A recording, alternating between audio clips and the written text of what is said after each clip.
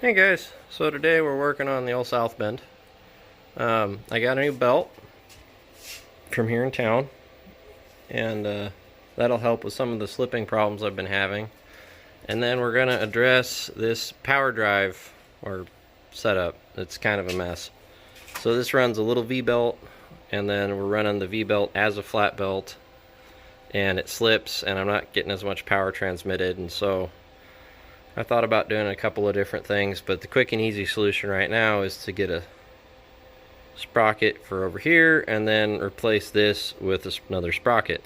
But a 100-tooth sprocket is really expensive, so I'm gonna make one. Just walk on over to the plasma cutter. So yesterday I went ahead and drew up a sprocket, and we posted it in sheet cam, and now I've got it over here in my plasma cutter, and everything's set up. Power the plasma on.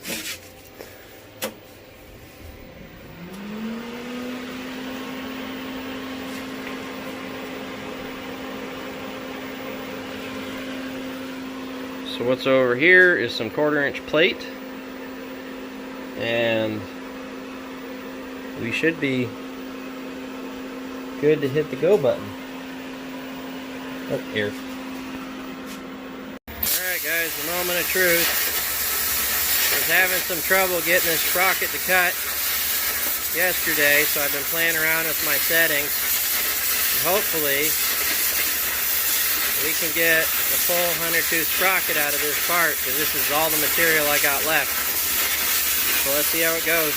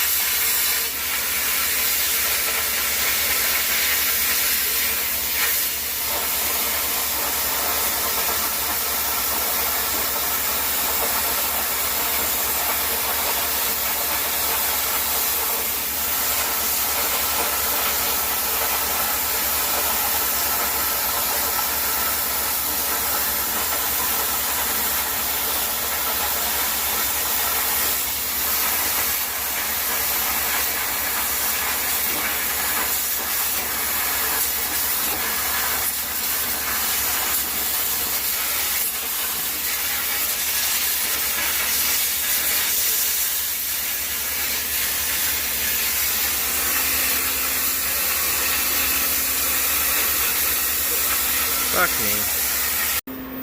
So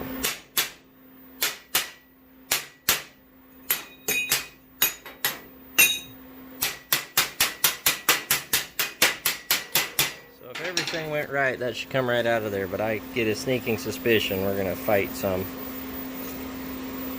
No? No? Maybe not. Maybe this one's finally happy.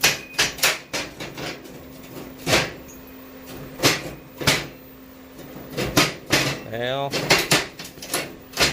yeah, okay. Alright, so here's the back. It looks okay until right about here. You can see where my tooth form goes from being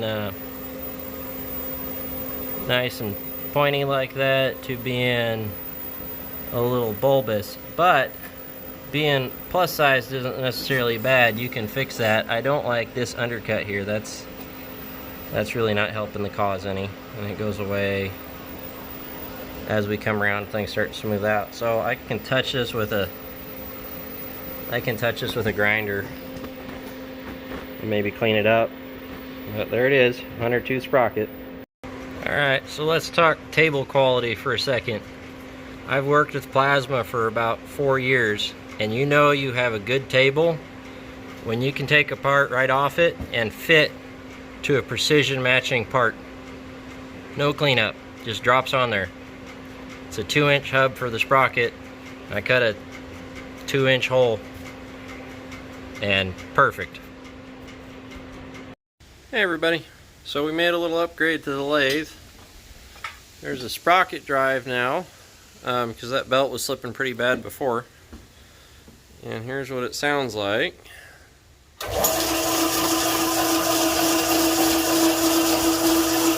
Still need to make a chain guard, but pretty cool.